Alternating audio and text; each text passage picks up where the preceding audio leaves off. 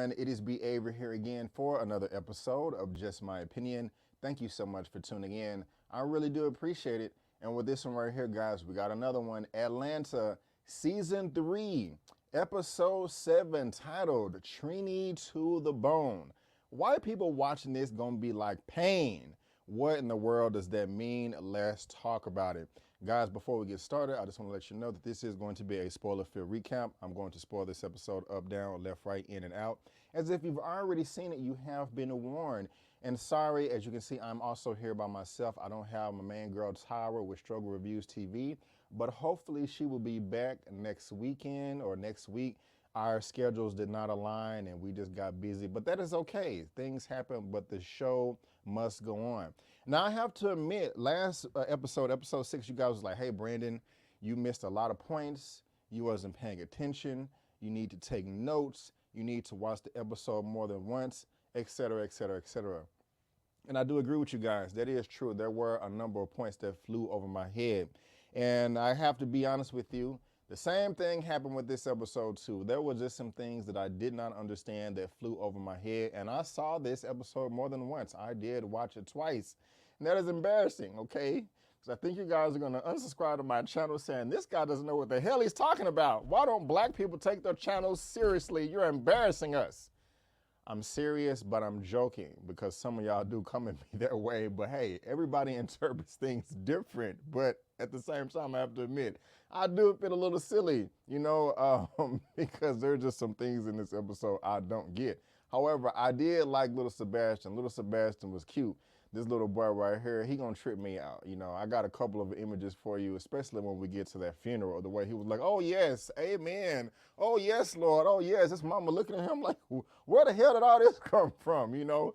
But anyway, the episode was entertaining at the very least. I thought it was a horror movie or a horror episode. I was scared, but I'll tell y'all why in a little bit. But of course, we don't have the main crew, the main posse, Daryl, I don't forgot the cast name, Paperboy, Al. We don't have them. We don't Val, none of them.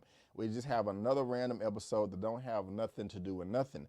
And I'm very curious to see if all this is going to come around full circle in the end. Like, of course, we're going to get the main cast that we know and love from season 1, all the black people, and also all these recurring characters that's been popping up here and there. Because one did pop up in episode 1, and then he shot himself in episode 3, talking about the reparations episode. So I wonder if all these characters are going to come back around in some type of way in episode 9 or 10, like this is the Avengers or something like that.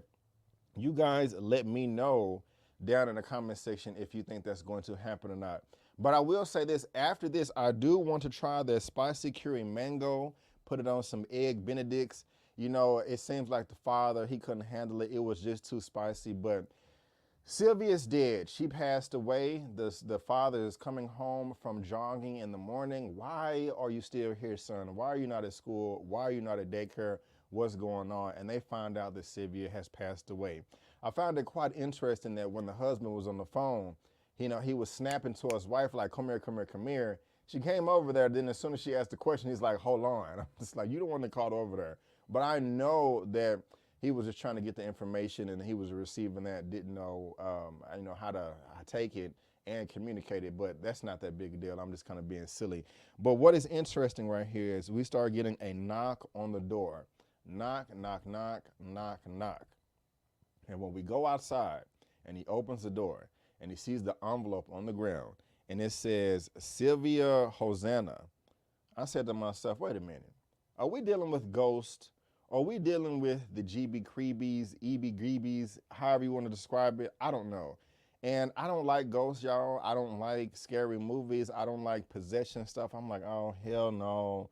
Donald Glover, what do you got us into, man? I don't want nothing popping out in my ass. So I was a little bit scared, you know, but it ended up being okay. But my heart was jumping a little bit. I did text Tyra like, yo, I was scared. She was like, is this another Teddy Perkins episode? I was like, no, I'm just a scary cat.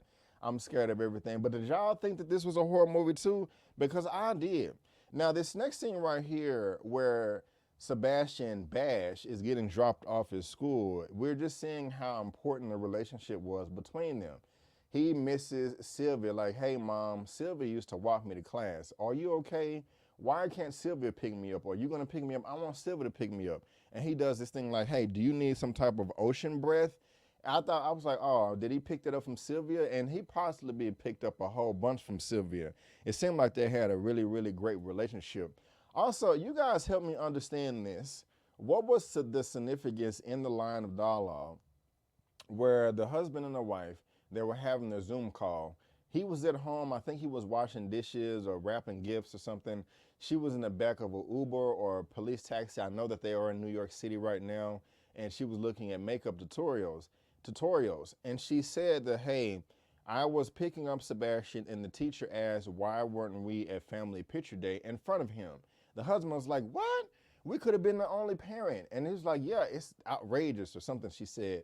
I didn't get that. I mean, that was just too random for it not to mean anything at all. And I just need to know like what the significance was there.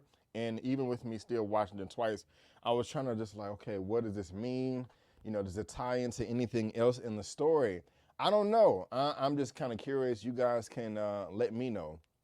But as they're still having this conversation right now, they're trying to decide if they should let little Sebastian know about the death of Sylvia and how to tell him, how to communicate. And that's just also fascinating to me too. This was a very difficult scene right here. They're talking about dinosaurs. The father was going to bring up the old dog and the mama was like, You know, sometimes dinosaurs go extinct. And I was just saying to myself, man, lately, a lot of the shows I've been covering lately are having to do with parents teaching their children. I just got done recapping another episode of, oh my goodness gracious, it just slipped my mind. I cannot believe I forgot that quick, of Halo. No, not Halo. What am I talking about? Moon Knight. And it was very traumatic for the child in that episode. And I was asking some of my guests, like, you know, hey, you know, is this the best response to give a child given this situation? And everybody opened up. And that when I was watching this, it made me think about that scene too, because the parents right here are trying their absolute best to communicate with the child and make it make sense, but without just scarring the child as well. And I don't remember when I learned about death and that when somebody dies, no, they don't come back, you know.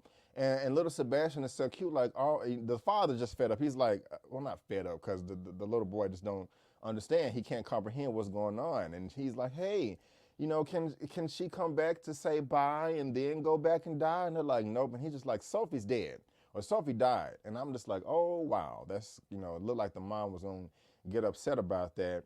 And, you know, I don't know, dude, I can't remember when my parents or I learned about death. I can't remember if it was a goldfish or something like that, or, you know, the pet dog died or didn't come back. I don't remember, but I like this scene. And, you know, they was talking about the funeral and how they can celebrate the body and all that. And he's like, hey, can I go? And I thought that was a decent idea. I mean, I just don't be going to funerals like that. And I'm not trying to sound insensitive, but the last time I don't remember just children being at funerals, but they have to be there. I mean, I'm pretty sure children go to funerals.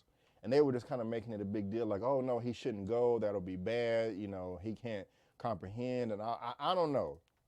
But you guys let me know what you think, if, you know, it is appropriate in just general, or in this situation, or how you learned about death, or how you communicate to your children.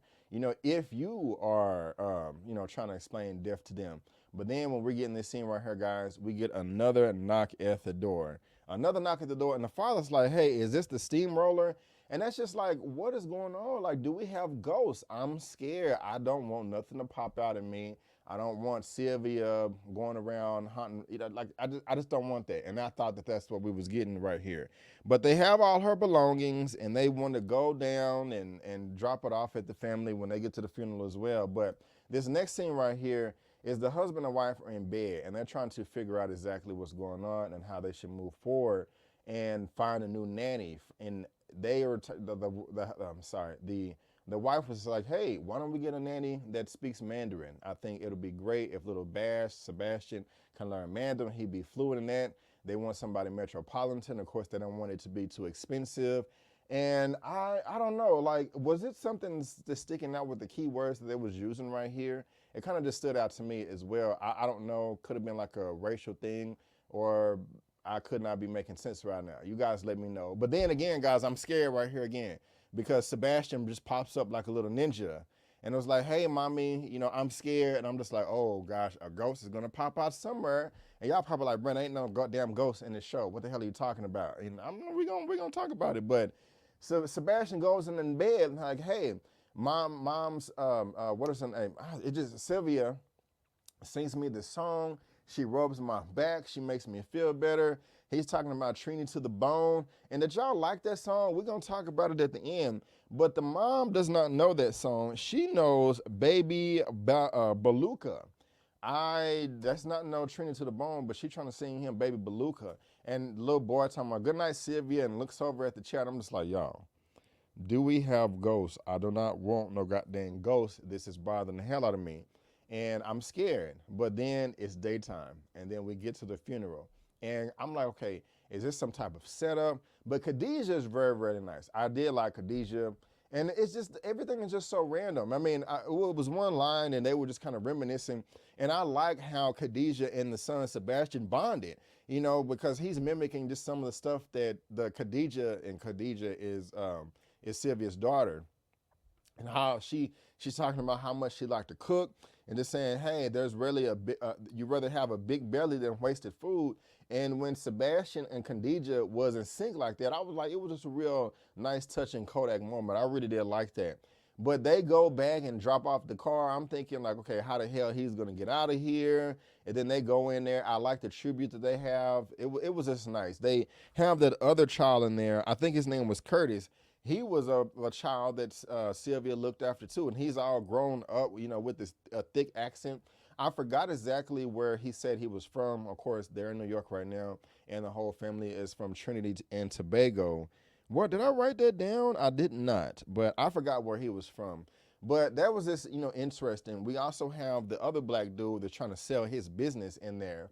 But it was a nice ceremony. It was a nice funeral up until the fallout. I like I want to call them praise dancers. I know there's a better term than that, but he was just saying that Sylvia mixed ballet with their culture as well, and it was a very, very nice dance. And then the lady in the front, she was very attractive too. I was checking her out a little bit, but Princess wasn't having it. She's like, oh no. No, mama was there for you, and these children over here, but she wasn't there for me. Where was she at, Steven, when you got jumped and I couldn't find you for a day? Where was she when somebody broke into the house and stole my laptop? And I noticed that everything that she was mentioning, complaining about was very specific and detailed, like these isolated events, you know, like they were like one-offs. And so she wasn't having it the whole time where everybody's singing and dancing, Trinity Bull, da da da da da da da da da. She over there mad, me and F my mama, you know, goes up there, dude like, Princess, you was always crazy. And she starts hitting on the thing, and the hell breaks loose. The black boy in the crowd just starts screaming.